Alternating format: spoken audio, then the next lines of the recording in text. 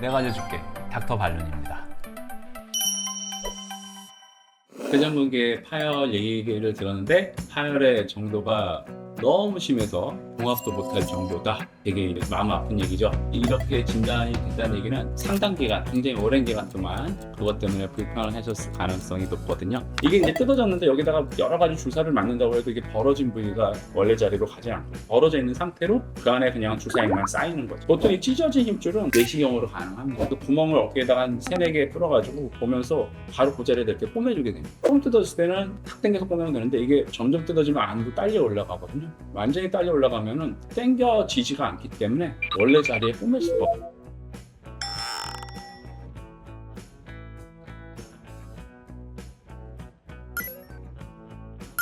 어떻게 해야 될지 몇 가지 원칙이 있단 말이에요. 첫 번째는 본인이 어느 정도 팔을 사용을 할 건지 첫 번째 중요한 거가 되고, 두 번째 이 파열과 동반돼서 생기는 증상들이 얼마나 많은 불편함을 초래하는지, 이 두 가지를 가장 먼저 생각을 해야 되는데, 첫 번째 팔을 많이 써야 되시는 분들, 주로 나이가 좀 젊으신 분들이라든지, 그리고 나이가 좀 있더라고 해도 요새는 60세, 70세, 80세까지도 되게 건강하게 사시거든요. 운동도 다 하시고. 나는 팔을 계속 써야 된다, 나이랑 상관없이. 이때는 이제 봉합이 불가능하더라도 어떤 차선책을 써서라도 회전근개가 정상적인 역할을 할 수 있게끔 그렇게 계획을 잡는 게 좋고, 팔을 나는 많이 안 써요, 앞으로도 크게 팔 쓸 일이 없거나 이러면은 완전히 쓰였다고 해도 꼭 봉합을 안 하고 통증 관리만 잘 해주면 되거든요. 그래서 그런 부분들을 좀 고려를 첫 번째 해야 되고, 두 번째는 아픈지 안 아픈지도 굉장히 또 중요합니다. 아프지 않고 기능적으로 문제가 전혀 없으면은 완전히 파열이 됐다고 해도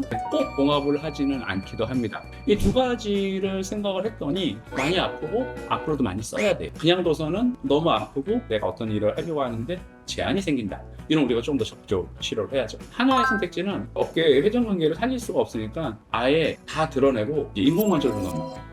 보통 일반적인 인공관절은 우리 뼈의 모양이랑 비슷하게 생겼거든요. 그러니까 윗팔뼈는 동그랗고 안에 뼈가 붙는 부위는 오목하게 생겼는데, 이렇게 회전근개가 끊어지게 되면 이 모양을 반대로 이렇게 바꿔버립니다. 모양이 원래는 이렇게 있던 모양이 이렇게 바뀌는 거죠. 역행성이라고는 말을 붙입니다. 바뀌었다. 역행성 인공관절 치환술이라고 해서 이렇게 모양을 바꾸면 삼각근이라고 하는 근육을 이용해 쉽게 팔을 들어 올릴 수가 있거든요. 그래서 모양을 이렇게 바꿉니다. 그래서 팔을 기능적으로 쓰게 하고 아프게 하는 통증을 이제 없애주게끔 해서 가장 보편적으로 하는 방법이 인공관절 치환술이 되겠는데,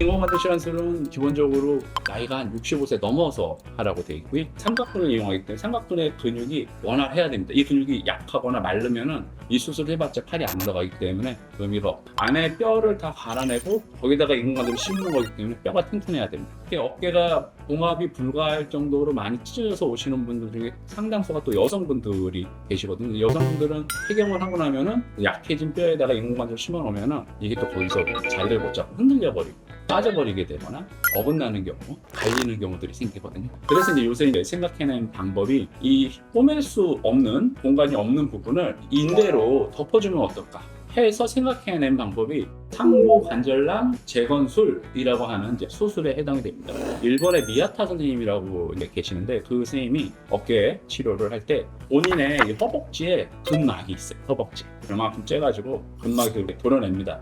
그거를 한 겹, 두 겹, 세 겹 두껍게 겹치게 해가지고 원래 어깨 힘줄 이렇게 뜯어졌던 그 자리에다가 째가지고 넣어주는 거죠. 그 힘줄은 당겨지고 이렇게 움직이는 건 아니지만 위에 가서 딱 붙어주는 거예요. 이 어깨가 이렇게 움직일 때 붙잡아주고 꽉 잡아주는 역할을 하는 거죠. 그렇게 해서 자기 힘줄을 허벅지에서 떼가지고 어깨에다 이식해주는 치료를 이제 처음에 시작을 했어요. 그랬더니 이제 결과가 좀 좋더라. 거의 치료율 90% 이상 완치율을 얘기를 할 정도로 좋아진다고 얘기하고 있거든요. 이게 이제 단점이 이만큼 째니까 이제 짠 자리가 되게 아프고, 요거 째서 다듬는 시간이 또 굉장히 오래 걸립니다. 그리고 막상 뗐더니 내 건데도 양이 별로 좋지가 않거나 퀄러티가 안 좋은 경우들이 발생한단 말이에요.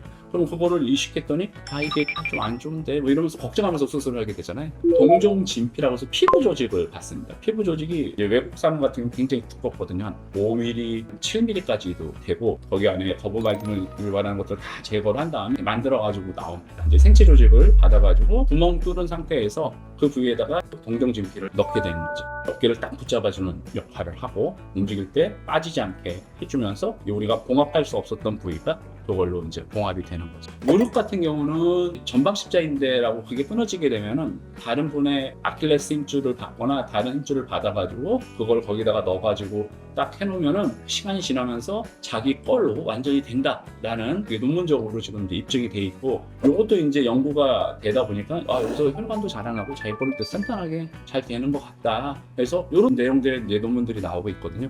결국은 이게 이식을 해놓으면은 자기 걸로 될 가능성이 있다라는 뜻이거든요. 그래서 선택지가 요새는 젊은 사람 같은 경우라든지 아니면은 좀 활동을 내가 해야 되는 상황이라고 하면은 인공관절을 바로 하거나 아니면 그때까지 버티기만 하거나 하지 않고 이 상부관절낭 재건술이라고 해서 그 치료를 통해 가지고 정상적인 어깨 관절을 만들어주는 방법이 있죠. 그래서 이 선택지가 하나는 인공관절, 하나는 지금 얘기했던 상부관절낭, 이렇게 해서 치료 방법이 옵션이 될 수가 있을 것 같고 우리가 결정을 해서 진행을 해야 되지 않을까 그렇게 생각이 듭니다.